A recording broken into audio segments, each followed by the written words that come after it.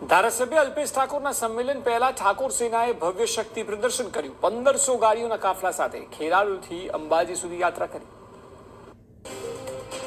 ઉત્તર ગુજરાતના રાજકારણ અને સામાજિક ક્ષેત્રે ફરી એકવાર ઠાકોર સમાજની એકતાના દર્શન થયા છે।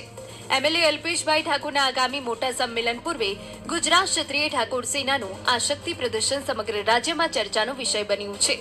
અભિજીતસિંહ બારડની આગેવાનીમાં મલિકપુર એટલે કે ખેરાલુથી અંબાજી જવા નીકળેલી આ યાત્રામાં હજારોની સંખ્યામાં યુવાનો અને સમાજના અગ્રણીઓ જોડાયા હતા। ખેરાલુનું મલિકપુર ગામ કેસરિયા માહોલમાં રંગાઈ ગયું હતું। ગુજરાત ક્ષત્રિય ઠાકોરના પ્રદેશ પ્રમુખ અભિજીતસિંહ બારડની આગેવાનીમાં શ્રી ભવાની ધામ સંકલ્પ યાત્રાને પ્રસ્થાન કરાવવામાં આવ્યું હતું।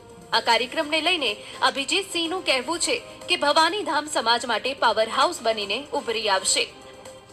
આસ્થા શ્રદ્ધા એવું માં જગદંબાની એકતાનું સ્વરૂપ કહી શકાય એવી આ શ્રી ભવાની ધામ સંકલ્પ યાત્રા છે અને અહીંયા માત્ર આસ્થા અને સનાતન ધર્મને વાવટો ગગનમાં લહેરાતો રહે એ ઉદ્દેશથી આ યાત્રા યોજવામાં આવી છે। મારા માટે ખૂબ ગૌરવની વાત છે કે અમારા યજમાન અભિજીતસિંહ બારડ અને એમનો આ સંકલ્પ હતો અને સરસ મજાનું ભવાની ધામ બનવા જઈ રહ્યું છે।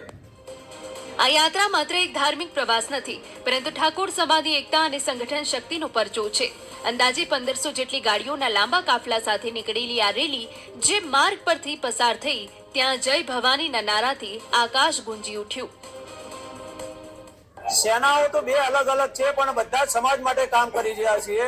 અલ્પેશજી સમાજ માટે કામ કરે છે, અભિજીતસિંહ બાપુ પણ સમાજ માટે કામ કરે છે અને અમે બધા સાથે રહી અને સમાજનું ઉત્થાન, સમાજનો વિકાસ માટે કાર્યો કરવા જઈ રહ્યા છીએ।